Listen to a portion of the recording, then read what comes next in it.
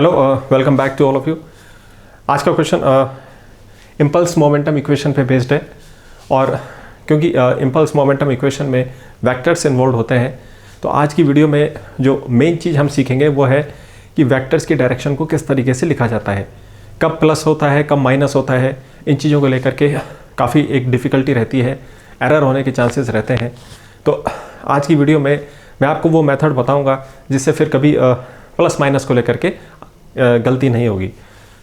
इस मेथड को मैंने अपने काम के दौरान डेवलप किया था। I hope it will be useful for you.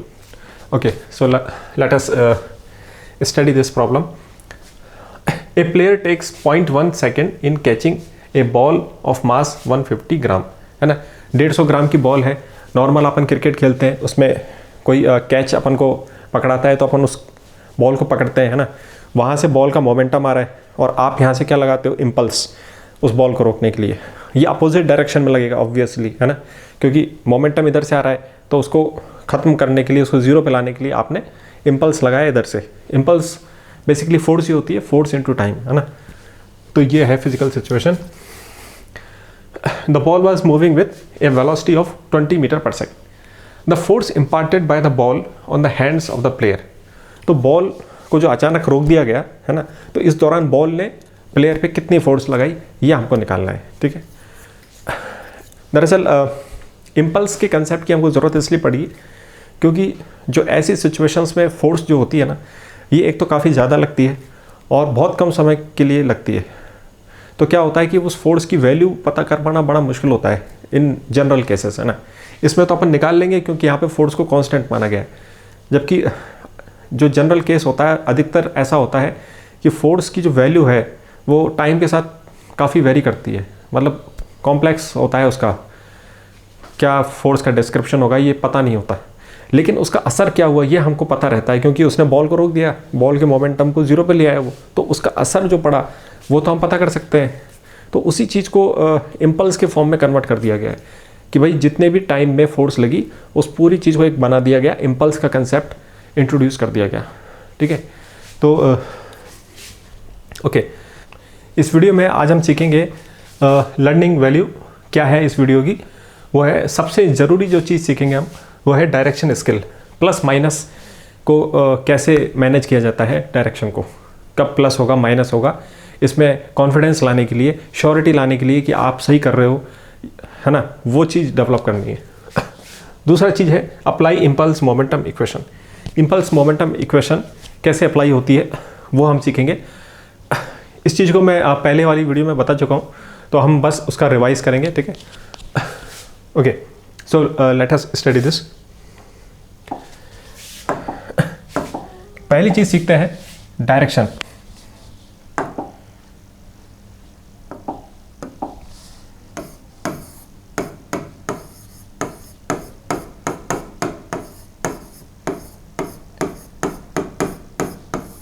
है ना। इन जनरल जो वेक्टर्स होते हैं वो तो किसी भी दिशा में पॉइंट कर सकते हैं, है ना। आपको पता है कि वेक्टर डायरेक्शन के लिए ही बने होते हैं, है ना। स्पेस में, 3D स्पेस में कहीं पे भी उनकी डायरेक्शन हो सकती है। लेकिन आज हम यहाँ जो बात कर रहे हैं वो है कि एक अक्सर जो हमारे पास अपने पास जो केस आते हैं, जैसे कि सपोज कीजिए ये एक्स एक्सिस है या वाई एक्सिस होता है या जेड एक्सिस होता है। एक पर्टिकुलर एक्सिस में आगे और पीछे ये जो प्लस माइनस वाली चीज़ है, ये जो डायरेक्शन है एक एक्सिस में, उस वाली डायरेक्शन के बारे में अपन आज स्टडी करते हैं, ठीक है। ओके, अधिकतर फिजिक्स में अपने पास मोशन से जुड़े हुए वेक्टर्स होते हैं। कौन कौन से होते हैं, जैसे कि आपने देखा होगा वेलोसिटी वेक्टर, है ना, एक्सेलरेशन वेक्टर, ठीक है। फोर्स भी वेक्टर होता है, कौन सी दिशा में फोर्स लग रही है ना। फोर्स से ही मिलता जुलता कंसेप्ट होता है इम्पल्स का, ठीक है ना। Impulse just force into time होता है ना। तो इम्पल्स भी एक वेक्टर होता है। वेलोसिटी से मिलता जुलता कंसेप्ट होता है मोमेंटम। मोमेंटम भी वेक्टर होता है क्योंकि जब वेलोसिटी वेक्टर है तो मोमेंटम भी वेक्टर होता है ना। मोमेंटम सपोज कीजिए अपन ने पी से रिप्रेजेंट कर दिया, तो ये सब वेक्टर्स है। इनकी डायरेक्शंस अक्सर अपन को लिखनी पड़ती है ना। तो उस चीज़ को आज अपन देखते हैं। ओके,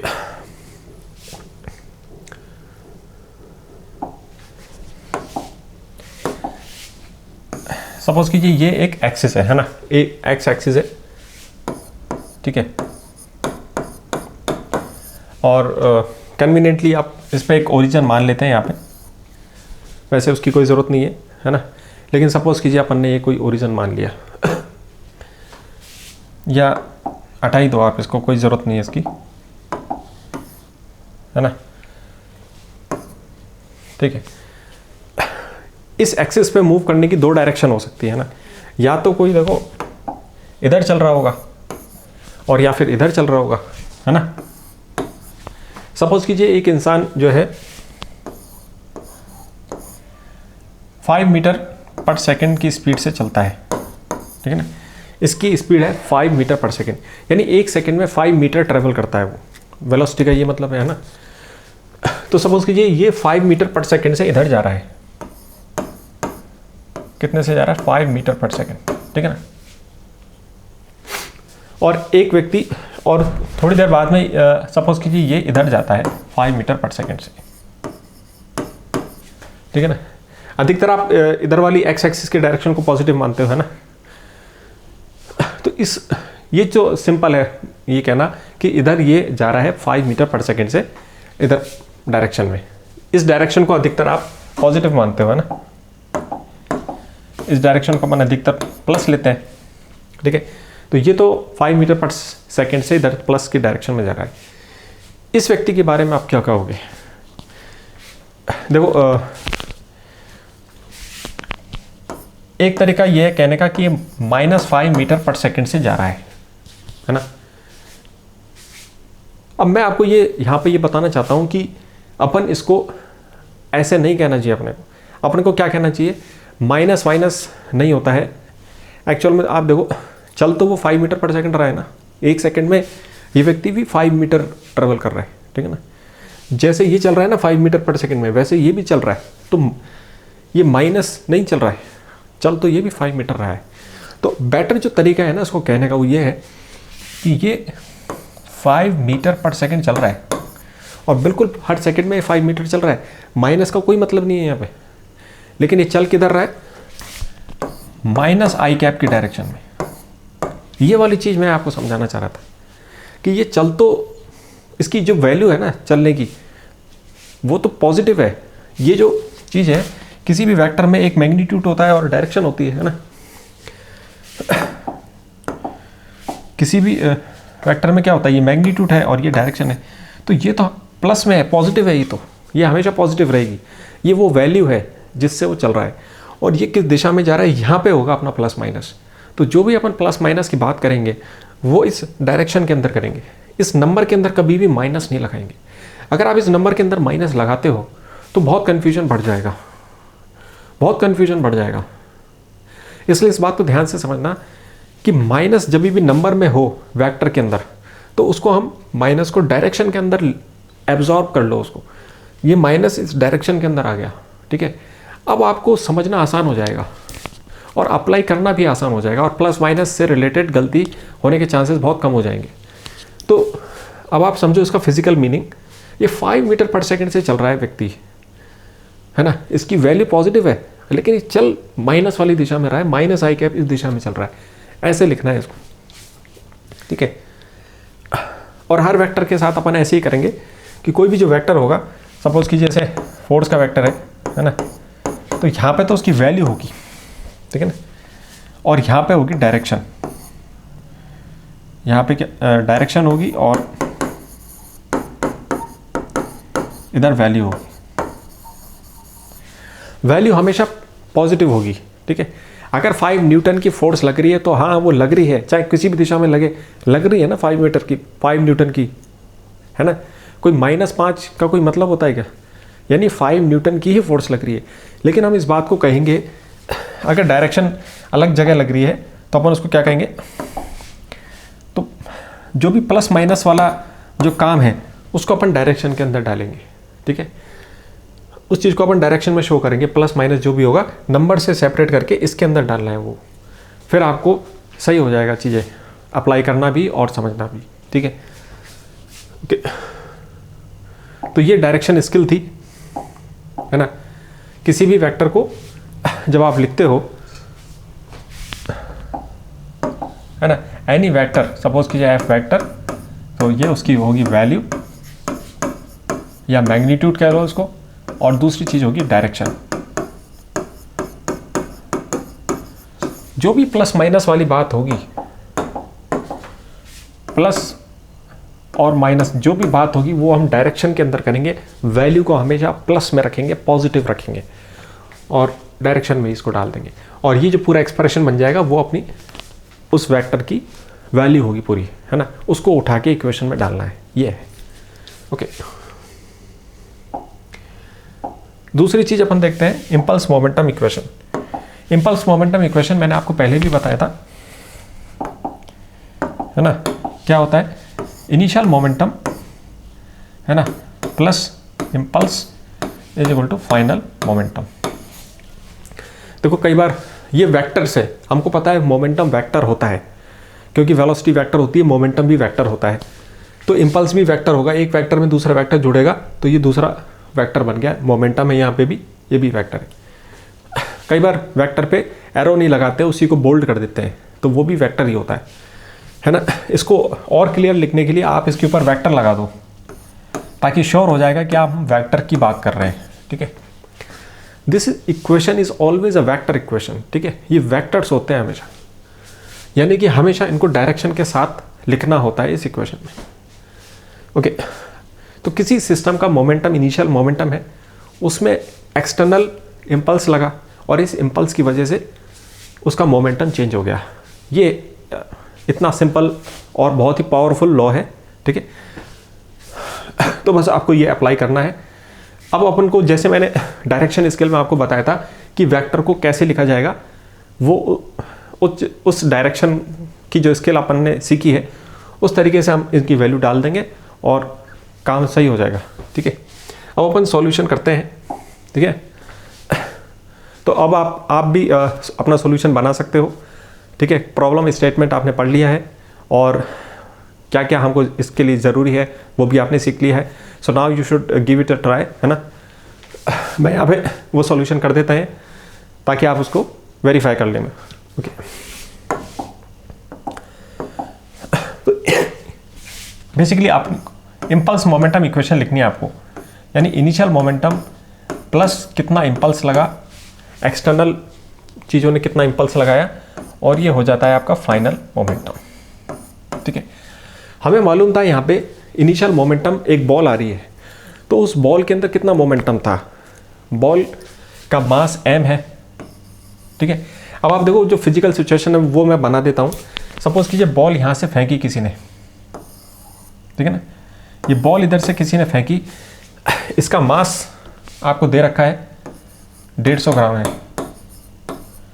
और इसकी वेलोसिटी भी आपको दे रखी है 20 मीटर पर सेकेंड, ठीक है ना। अब आप देखो ये जो चीज़ें हैं ये प्योर नंबर है और हमेशा एक वैल्यू को बता रहे हैं। अभी मैं डायरेक्शन नहीं बता रहा, ये वैल्यू है प्योर, यानी एक पॉजिटिव चीज़ है, पॉजिटिव ही रहेगी हमेशा। ये जो भी प्लस माइनस का काम करना है आपको वो डायरेक्शन के अंदर करेंगे। अब अपन ने मान लिया कि इस दिशा में ये बॉल आ रही है ना, और इधर प्लेयर खड़ा है, ये अपने हाथ को ऐसे फैला करके जो है इस बॉल को कैच करेगा, है ना। तो यानी इस बॉल पे ये इस दिशा में इंपल्स लगाएगा, ठीक है ना। वैसे इंपल्स की डायरेक्शन अगर आपको पता नहीं है तो भी इस इक्वेशन ये अपन को सही निकाल के दे देगी, है ना। इंपल्स अननोन है अपने लिए और इस इक्वेशन से उसकी डायरेक्शन और वैल्यू सब कुछ निकल के आ जाएगा, लेकिन हमको कॉमन सेंस से पता है कि इंपल्स किस दिशा में लगेगा। बॉल जब इस तरफ से आ रही है मोमेंटम, तो उसका मोमेंटम खत्म करने के लिए मुझे उल्टी दिशा से इंपल्स लगाना पड़ेगा। तो इंपल्स की डायरेक्शन ये है, मोमेंटम ये इधर से आ रहा है, इसका P1 मोमेंटम जो है ना, ये चीज़ है। अब आप देखो और इस दिशा को अपन पॉजिटिव मान लेते हैं। ये पूरी जो एक्टिविटी हो रही है ये एक ही एक्सिस में हो रही है, ठीक है ना, एक इसी हॉरिजॉन्टल एक्सिस में हो रही है। इस एक्सिस को अपन प्लस मान लेते हैं इस तरफ, अधिकतर अपन एक्स एक्सिस में इस तरफ ही प्लस मानते हैं, तो इसको इस तरफ प्लस मान लेते हैं, ठीक है। ओके, तो अब आपने लिख दिया इस इक्वेशन में मोमेंटम की वैल्यू लिखनी है। तो मास इनटू वेलोसिटी, ये तो मैंने क्या लिख दी इसकी वैल्यू, इस वेक्टर की वैल्यू है ये, जो कि हमेशा पॉजिटिव क्वांटिटी रहेगी। अब इसकी जो डायरेक्शन है वो लिख देते हैं।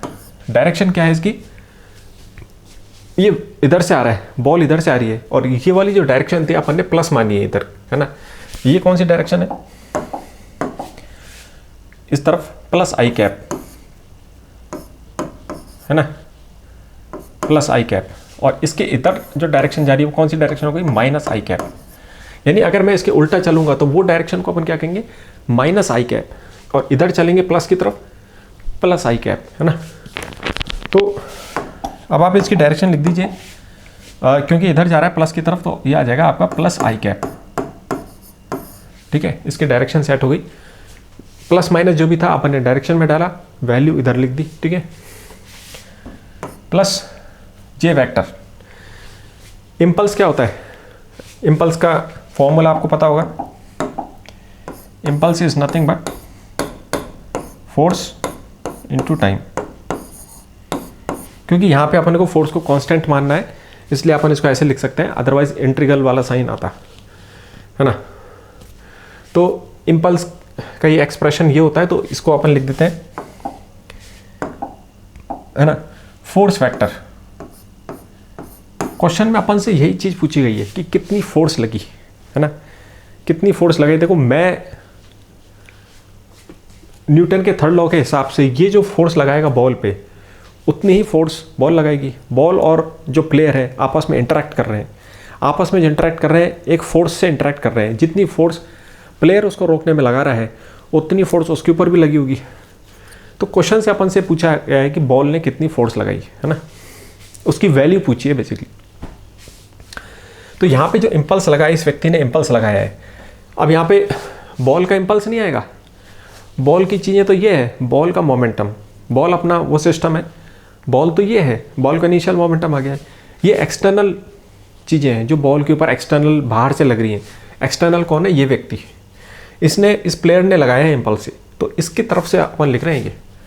ठीक है ना, force into time. Final momentum कितना हो जाएगा, क्योंकि बॉल रुक गई तो उसका फाइनल मोमेंटम 0 हो गया। ठीक है, तो ये अपनी इक्वेशन बन गई। अब आप देखो, है ना,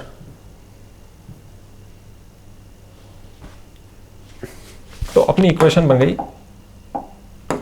इस इक्वेशन को मैं दोबारा लिख देता हूं, ये है आपके M V plus I cap plus F vector into time is equal to 0। क्योंकि मुझे एफ वैक्टर के बारे में कुछ नहीं पता अभी, यही तो मुझसे पूछा गया, ये अननोन है। अननोन की वैल्यू क्या होगी वो अपने आप इस इक्वेशन से निकलेगी, मुझे इसकी डायरेक्शन की चिंता करने की आवश्यकता नहीं है। ठीक है, ओके, इस इक्वेशन को दोबारा लिख देते हैं, नए पेज पे लिख लेते हैं। एम बी, है ना, ये वैल्यू थी, ये डायरेक्शन थी, प्लस ये फोर्स है, इज इक्वल टू 0 हो गया।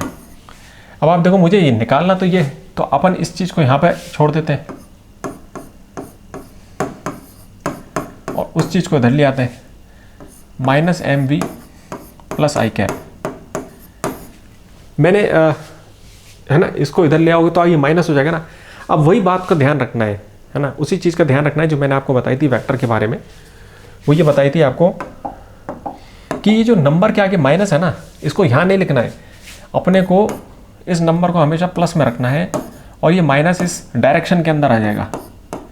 तो ये डायरेक्शन ऐसे हो गई, तो जो भी माइनस था ना वो तो इस डायरेक्शन के अंदर एब्जॉर्ब हो गया, और ये वैल्यू हमेशा अपनी प्लस रही, पॉजिटिव में रही। ओके, अब ये क्या हो गया, एफ वेक्टर, यहां से आपके पास एफ वेक्टर की वैल्यू आ गई। देखो एम वी, है ना, डिवाइडेड बाई ये डेल्टा टी टाइम से डिवाइड हो गया, और माइनस आई कैप आ गई। अब आप देखो आपने कितने बेटर तरीके से इस फोर्स की वैल्यू निकाल ली, है ना, सब कुछ क्लियर हो गया, डायरेक्शन भी उसकी क्लियर हो गई और वैल्यू भी उसकी क्लियर हो गई। ये जो वैल्यू आएगी उसकी, ये उसकी वैल्यू है, कितनी फोर्स लगी, है ना, मैग्नीट्यूड है उसकी, वैल्यू है है ना, और ये वो डायरेक्शन है जहाँ वो लग रही है, क्योंकि बॉल इधर से आ रही थी और प्लेयर ने इधर से इम्पल्स लगाया था। तो आप देखो फोर्स की डायरेक्शन कहाँ पे आई है, माइनस आई कैप में, और ये कौन सी डायरेक्शन है, माइनस आई कैप, है ना। तो बिल्कुल सही आ गया ना। तो ये आपका फोर्स का एक्सप्रेशन आ गया। अब आप यहाँ पे ये चीज़ कैलकुलेट करनी है आपको। अपन को डायरेक्शन नहीं पूछी थी, लेकिन मैंने आपको डायरेक्शन और वैल्यू सब चीज़ें बता दी हैं, ठीक है। अपन से ये वैल्यू पूछी है, तो मास कितना है 150 ग्राम, इसको 1000 से डिवाइड कर देंगे तो केजी में कन्वर्ट हो जाएगा। वेलोसिटी है 20, टाइम है 0.1 सेकेंड। 0.1 सेकेंड को आप लिखोगे 1/10, या तो यहीं से इस वाली जीरो को काट सकते हो या फिर इस 10 को ऊपर ले जा सकते हो, कैसे भी आप कर सकते हो, ठीक है। इस 10 जीरो से इसको जीरो को काट दो, ये दोनों जीरो से कट जाएंगे, तो कुल मिला के ये आ गया 30। तो 30 न्यूटन आपका आंसर हो गया। तो फोर्स की वैल्यू हो गई 30 न्यूटन, ठीक है।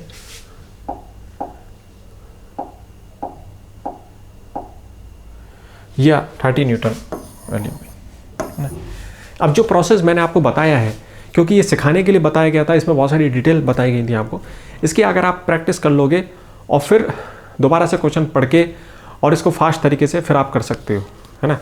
सीधा आप, क्योंकि जब आपको आ जाता है तो अपना ध्यान सीधे सही तरीके पे जाता है कि क्या करना है और जल्दी आंसर हो जाता है, ठीक है। तो उसकी आप प्रैक्टिस करना, 2-3 बार इसको करके देखना, जल्दी रन करना इसको आ जाएगा, ठीक है। So that's is your answer. Thank you for today, है ना।